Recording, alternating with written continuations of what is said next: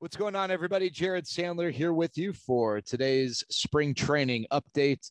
And if you're new, just a reminder, especially early on when guys have played 1, 2 games, pitchers have only made one appearance.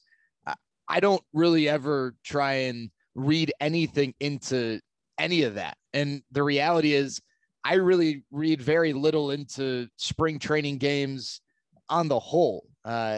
There's certain things you can draw, other things you're just kind of grasping for straws.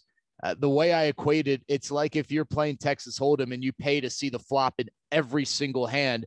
Sometimes you're going to get lured in and you're going to really push some chips in the pot and it's going to be a trap and nothing's going to come of it, right? You're going to see a guy perform well in spring training and think, oh, he's figured it out. He's got it. And then same old when the regular season happens, or a guy really struggles in spring training. You're freaking out like, oh no, like what happened to this guy? And then the season starts and he's the same guy, maybe even better. So I try to look at very specific things and maybe, one or two players each spring will perform in a way that there is something tangible that you can take away, whether it's a velocity thing, or in the case of Isaiah Kiner-Falefa last year, he just was driving the ball in a way that we had never before seen in the regular season or spring training or anything. So I say all that to say this, don't read anything into Kohei Arihara's performance today. It was not what you would consider a successful outing from a numbers standpoint.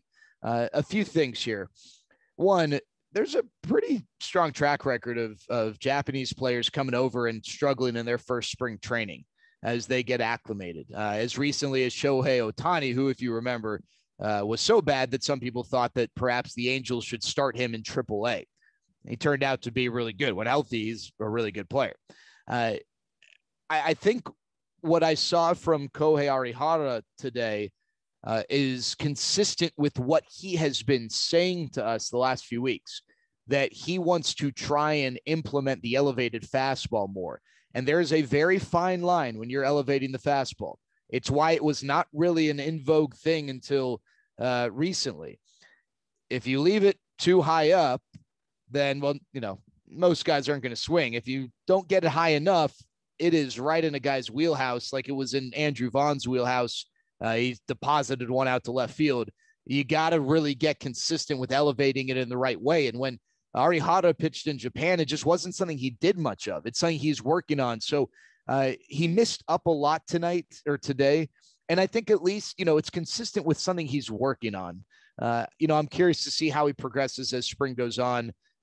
That's my takeaway from this. I'm not going to read into anything beyond that. Just, it seems like he is, consistently, he's consistent with what he has been saying and working on the elevated fastball. By the way, sidebar, tomorrow I'm going to do something on Leody Taveras. I'm going to kind of break down a little bit of a hitting profile of Leody Taveras.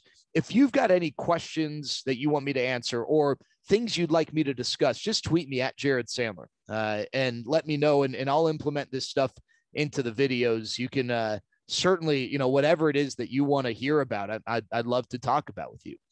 Just a few other things, just presenting information, again, not reading too much into it. Ronald Guzman hit a home run today and looked like the guy that when, he's in a rhythm in the zone, is a pretty darn good hitter. Problem is it's that consistency factor.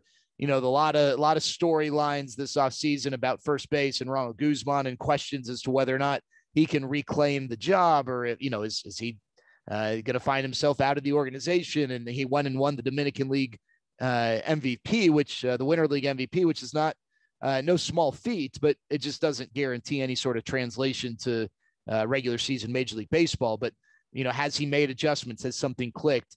It's something worth monitoring. Joey Gallo also hit a home run.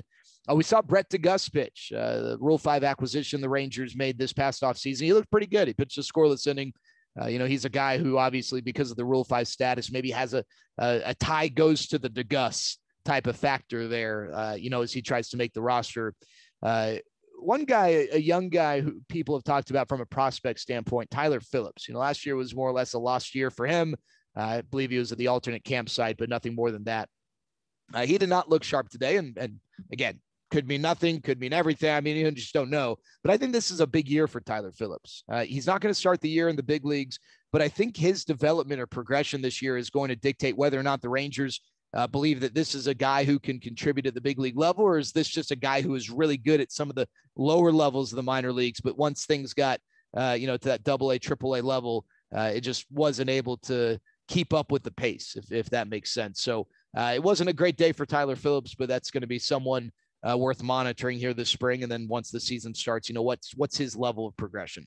There you go. That's our spring training update for today. Again, at Jared Sandler on Twitter. Whatever questions you might have, would love to answer them. Would love to talk Rangers baseball with you and what you want to talk about or you want to hear about. Hope everyone's safe. Have a great day.